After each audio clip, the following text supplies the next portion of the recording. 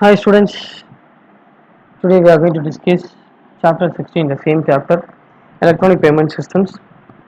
And under this chapter we have discussed so many things. Today we are going to see, and today we are going to discuss electronic account transfer, electronic cash payment systems, mobile banking and internet banking, unified payments interface, cash on delivery. And under electronic account transfer we are going to see ECS, EFT, RTGS. ECS nothing but electronic clearing services. Under electronic clearing services, two things are there. One is ECS credit, another one is ECS debit. EFT is electronic fund transfer. It is transferring the funds from one bank account to another bank account directly, uh, with the intervention of bank employee. Next one is RTGS, real time gross settlement. And this type of electronic account transfer has been used for financial institutions. For example, two different banks, they can use RTGS. And electronic cash payment systems. Under electronic cash payments systems we are going to learn cryptocurrency, cryptography, bitcoin, altcoins, mining, electronic ballots, and blockchain. These are all the things we are going to learn.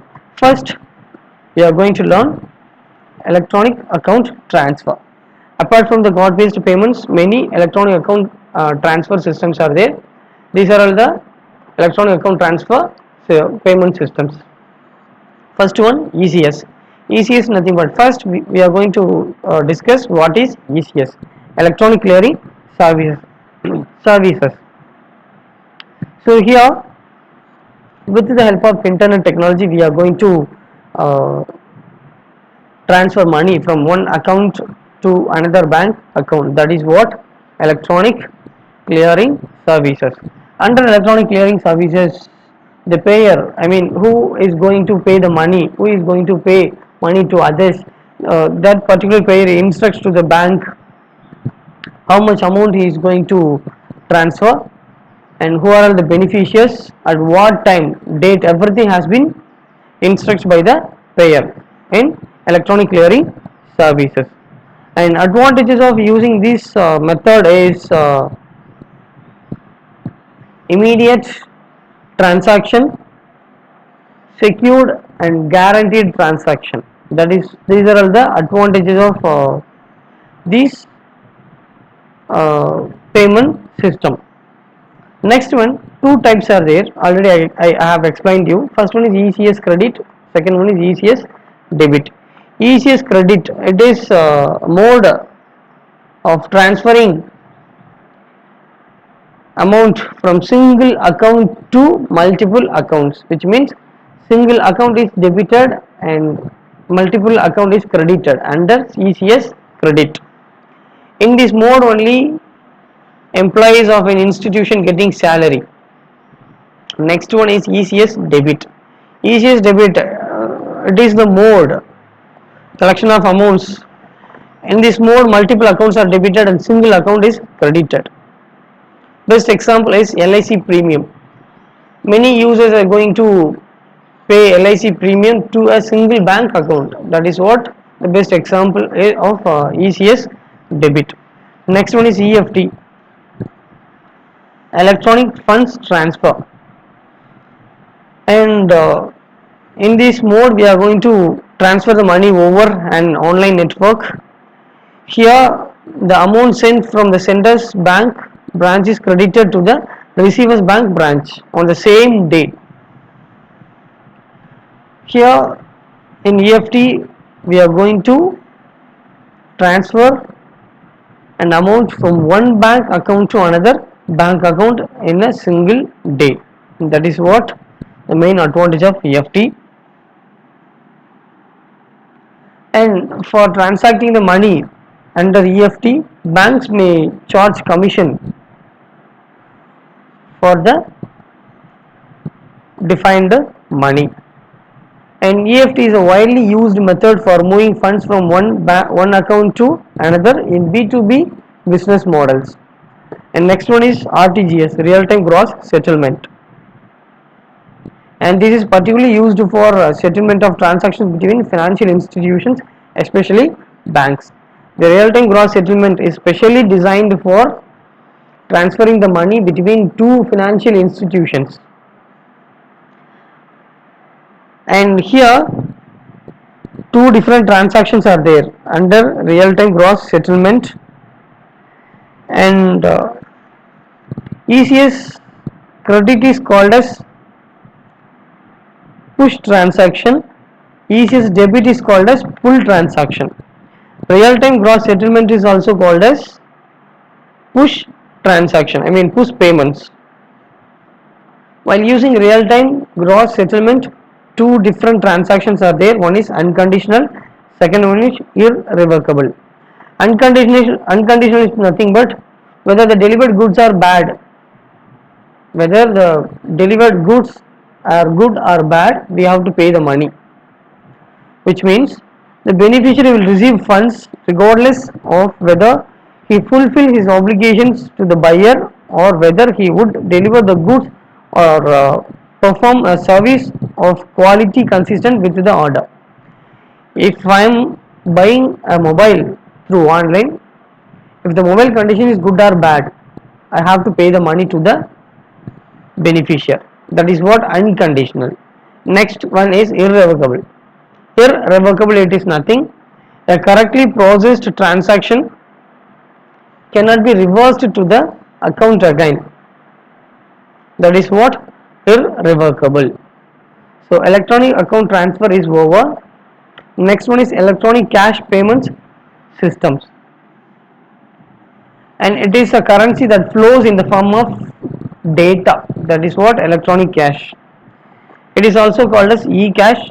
It converts the cash value into a series of encrypted sequence numbers and uses these serial numbers to represent the market value of various currencies in reality. So first one, we have to know cryptocurrency. It is a unique digital money. That is what cryptocurrency. A cryptocurrency is a unique virtual asset. It is a virtual asset, digital asset. It is the medium of exchange using cryptographic algorithm. We can exchange the money, exchange the cryptocurrency from one account to another account using cryptographic algorithm. This algorithm secures the transaction.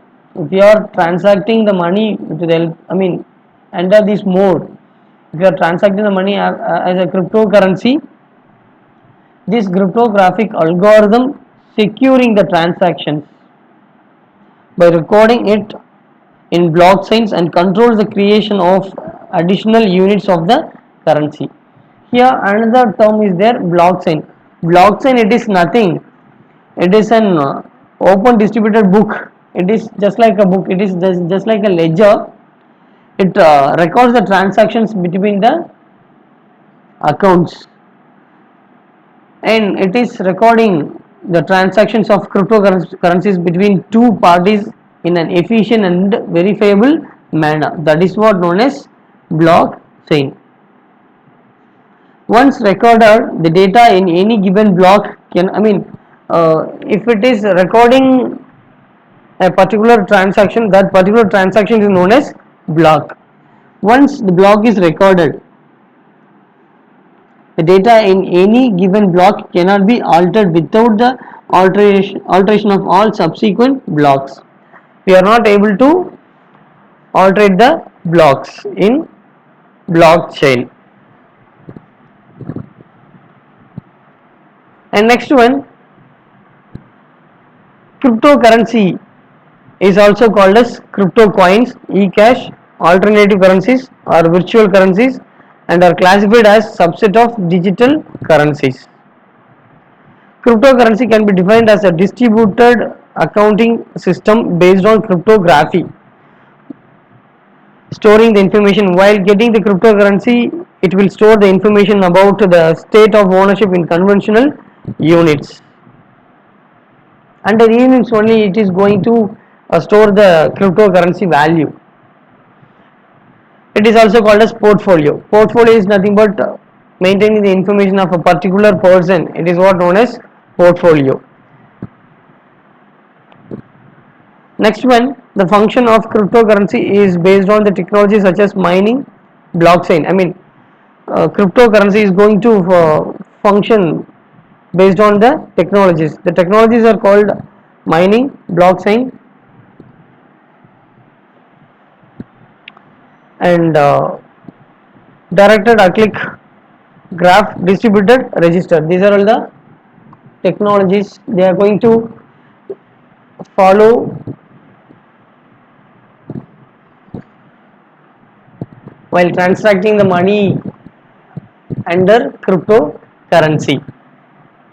And next one, you are going to learn Bitcoin. Bitcoin, it is nothing, it is just like a virtual coin. We have to buy the coin through, online only. We are not able to buy the Bitcoin as a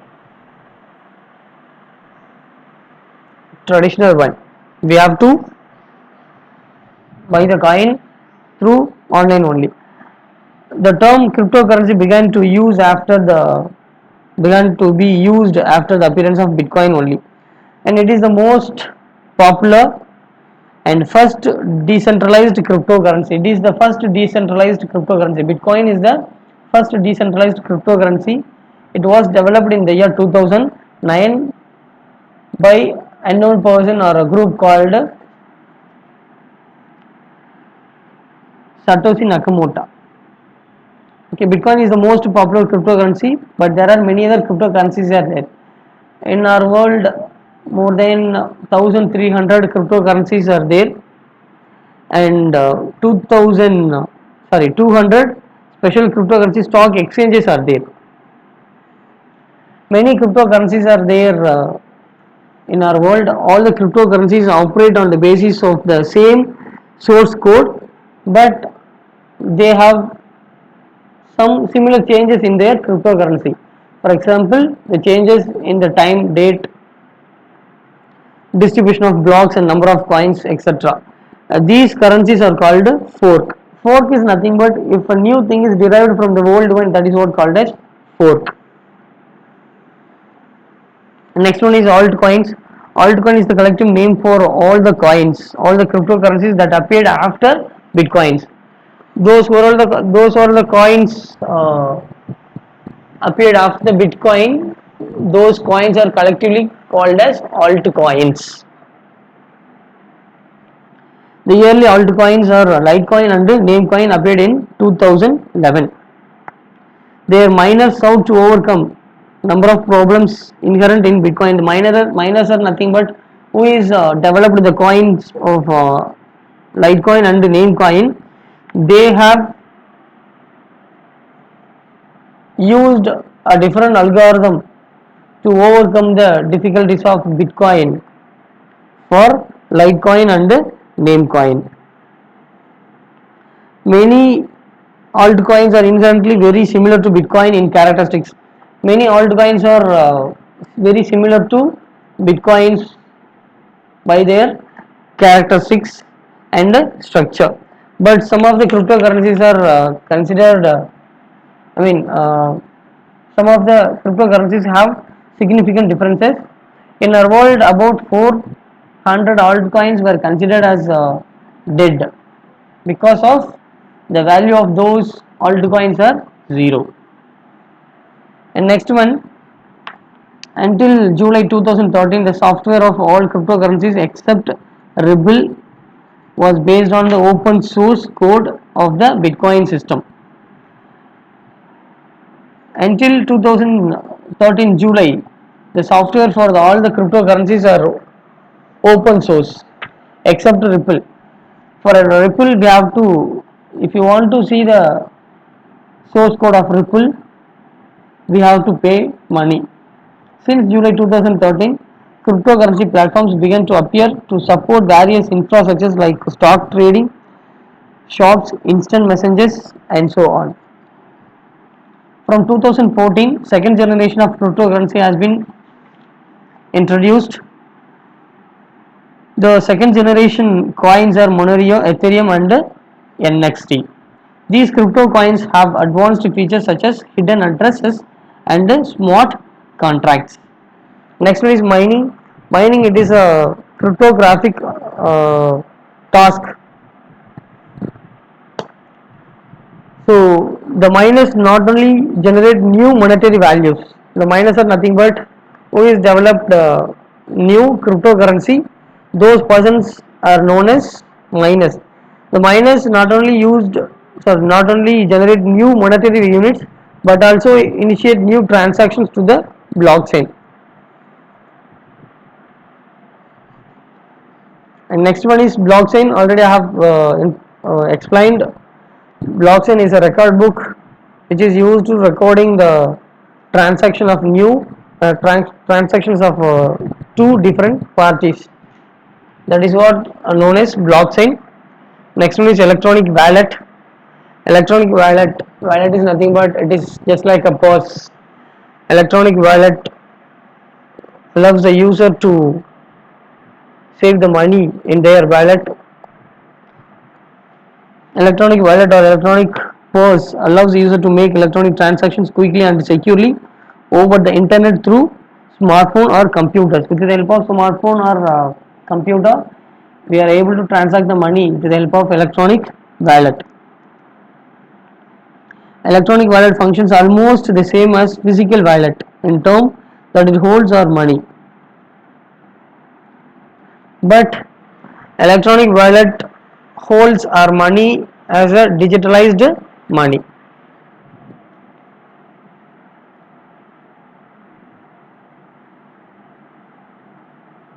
There are several electronic wallet services are now widely used. PayPal, SBI Buddy. These are the examples of electronic wallets. Next one is mobile banking and internet banking. Mobile banking and internet banking. After the invention of a smartphone only, the mobile banking has been developed and become very popular.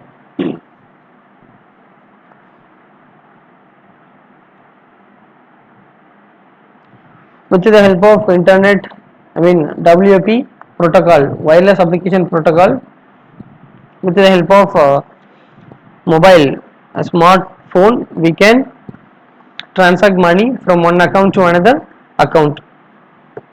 Mobile banking operations can be implemented in the following ways. First one is contacting the call center. First we have to contact the call center. The next one is we have to change the IVR language.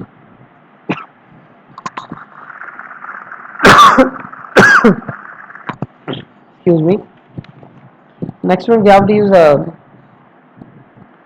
mobile phone for sending and receiving SMS. Next one we have to use WAP technology, wireless application protocol, and finally we have to use smartphone applications. For using mobile banking, we have to use the particular bank mobile bank application. Without the mobile bank application, we are not able to transact the money from one bank account to another bank account.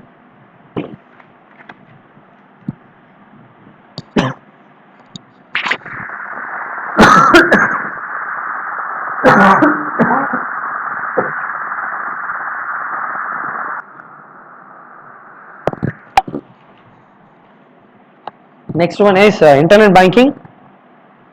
It is collectively known as e-banking, online banking, virtual banking, direct banks, web banking, and remote banking. Internet banking allows the customer of a financial institution to conduct various financial transactions from one account to another account on a secure website. If you want to use internet banking, in which bank you are having account, you have to enter to their website.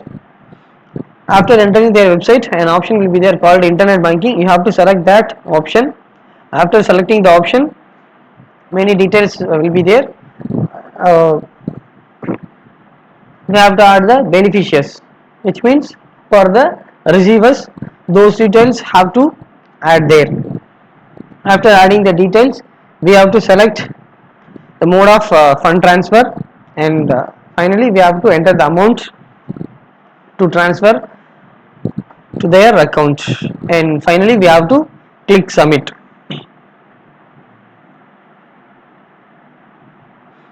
And next one is advantages of internet banking. Because of using internet banking, the immediate transaction will be happens from one account to another account. And next one is we can use any standard browser. It may be Google Chrome, it may be Mozilla Firefox or Internet Explorer, whatever it may be. We can use any standard browser. And next one is what are the steps are there for using net banking or internet banking. Step 1, first we have to log in to our account with the help of username and password provided by the bank earlier. Next one is we have to add the beneficiary as a payee to enable the transfer of fund, which means we have to add the receiver in our bank account detail. And next one is we have to feed the details like account number, name, IFSC code about the beneficiary. And next one is after adding the beneficiary, we have to select the mode of fund transfer. It may be RTGS or NEFT or IMPS. These are all the mode of fund transfer. And next one, select the account to transfer the money. We can add many beneficiaries in our single account. Afterwards, we have to select the pay, which means we have to select the beneficiary to transfer the amount.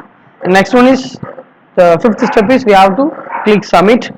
After giving the submit, OTP will be sent over to our mobile, and we have to feed the OTP. After entering the OTP, immediately the fund is transferring from our account to the beneficiary account. Next one is Unified Payments Interface. It is developed by National Payments Corporation of India, and it was still it is functioning. It is governed by Reserve Bank of India. It is a simple, secure and instant payment facility.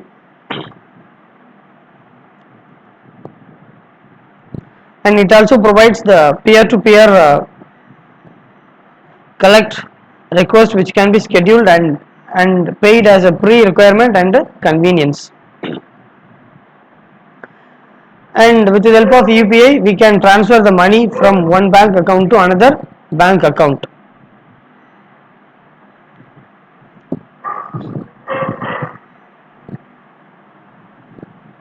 And under UPI, two different transactions are there. One is global, another one is local. Global address includes bank account numbers and IFSC. Local address is a virtual payment address. If you are using local address, we have to create virtual payment address VPA with the help of Aadhaar and our account number. No need to give the bank account number while transferring the money from one account to another account. Instead of that, if you are using local address, it is enough to give VPA simply. And with the help of bank account number or Aadhaar number, you are able to generate VPA for yourself. And VPA replaces bank account details, thereby completely hides critical information. And next one is MPIN, mobile banking personal identification number. Instead of our bank account number, they will give an identification number, personal identification number.